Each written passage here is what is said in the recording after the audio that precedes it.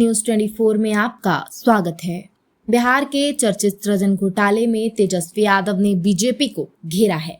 इस घोटाले की याद दिलाते हुए तेजस्वी ने कहा है कि इस घोटाले में कई वरिष्ठ भाजपा नेताओं और केंद्रीय मंत्रियों के घोटालेबाजों के साथ लेन देन और घनिष्ठता के संबंध थे। बोलो जय सिया राम। 5500 करोड़ लूट कर सृजन के दुर्जन कर रहे आराम।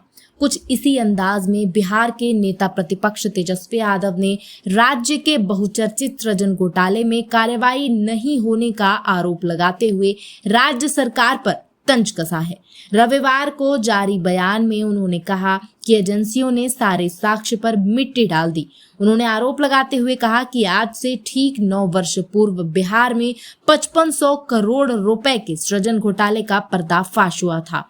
सरकारी खजाने के 5500 करोड़ नेताओं, मंत्रियों और अधिकारियों ने अपने नजदीकियों के खातों में ट्रांसफर किए थे। कई वरिष्ठ भाजपा नेताओं और केंद्रीय मंत्रियों के घोटालेबाजों के साथ आपसी लेन देन और घनिष्ठता के साक्ष्य मिले थे, लेकिन भारत की एजेंसियों ने इन सब पर मिट्टी डाल दी। 9 साल बाद भी लूटे गए 5500 करोड़ का हिसाब किताब नहीं है। भाजपा की भ्रष्टाचार रूपी गंगोत्री में डुबकी लगाकर पापियों के मानो सब पाप धुल जाते हैं। तेजस्वी यादव ने एक्स पर लिखा कि आज से ठीक 9 वर्ष पूर्व बिहार में 5500 करोड़ रुपए के सृजन घोटाले का पर्दाफाश हुआ था। सरकारी खजाने के 5500 करोड़ रुपए तत्कालीन मुख्यमंत्री श्री नीतीश कुमार जी के चहेते नेताओं, मंत्रियों और अधिकारियों ने अपने नजदीकियों के निजी खातों में ट्रांसफर किए थे।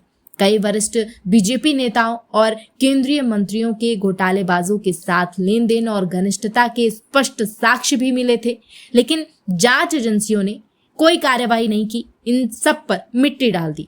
9 साल बाद भी लूटे गए 5500 करोड़ का कोई हिसाब किताब नहीं मिला, कोई लेखा जोखा नहीं मिला। बीजेपी की भ्रष्टाचार रूपी गंगोत्री में डुबकी लगाकर मानो पापियों के सारे पाप धुल जाते हैं। बोलो जय सिया राम। 5500 करोड़ लूट कर सृजन के दुर्जन कर रहे आराम।